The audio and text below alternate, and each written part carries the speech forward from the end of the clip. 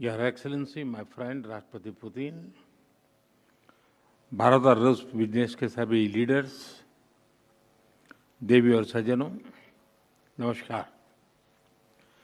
India Russia business forum, मैं समझता हूँ कि राष्ट्रपति पुतिन का ये बड़ा महत्वपूर्ण इनिशिएटिव रहा कि इतना बड़ा डेलीगेशन लेकर के आज इस कार्यक्रम का हिस्सा बने हैं और आप सबका मैं हृदय से बहुत बहुत स्वागत करता हूं और मेरा भी आप सबके बीच आना एक बहुत प्रसन्नता का अवसर है। इस फोरम से जुड़ने के लिए और अपने बहुमूल्य विचार साझा करने के लिए मैं मेरे मित्र राष्ट्रपति पुतिन का हृदय से बहुत बहुत आभार व्यक्त करता हूं। बिजनेस के लिए सिंप्लीफाइड प्रिडिक्टेबल मैकेनिज्म बनाए जा रहे हैं।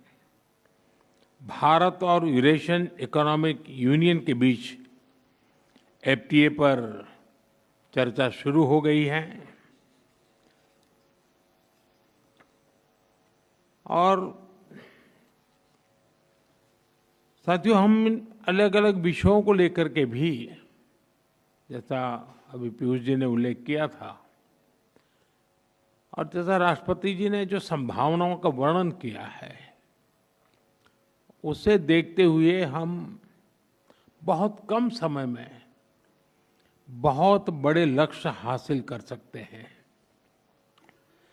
बिजनेस हो या डिप्लोमेसी, किसी भी साझेदारी की नींव आपसी विश्वास है। भारत रूस संबंधों की सबसे बड़ी शक्ति यही विश्वास है।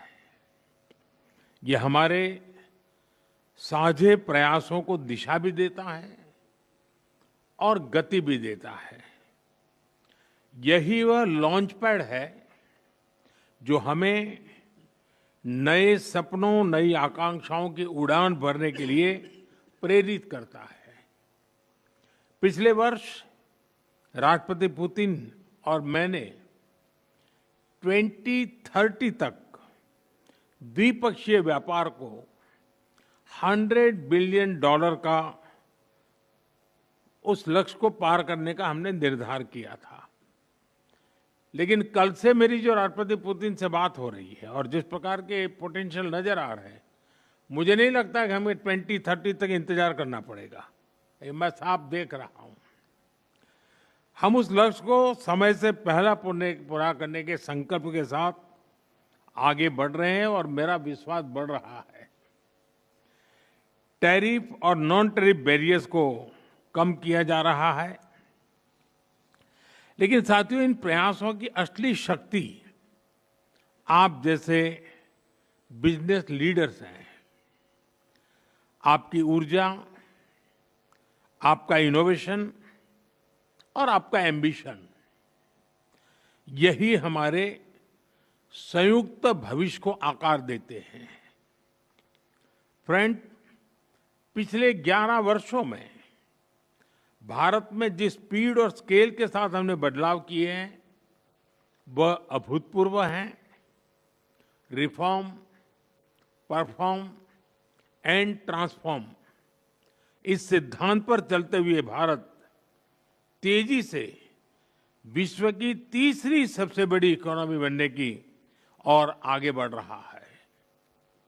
और 11 वर्षों की इस रिफॉर्म यात्रा में हम न थके हैं, हम न रुके हैं। हमारे संकल्प पहले से ज्यादा मजबूत हैं और हम लक्ष्य की दिशा में बड़े आत्मविश्वास के साथ बहुत तेज गति से आगे बढ़ रहे हैं। जीएसटी में नेक्स्ट जनरेशन रिफॉर्म और कंप्लायंसेस में कटौती, ऐसे कदम उठाए गए हैं ताकि ईज ऑफ डूइंग बिजनेस को बढ़ावा मिले। डिफेंस और स्पेस को प्राइवेट सेक्टर के लिए खोल दिया गया है।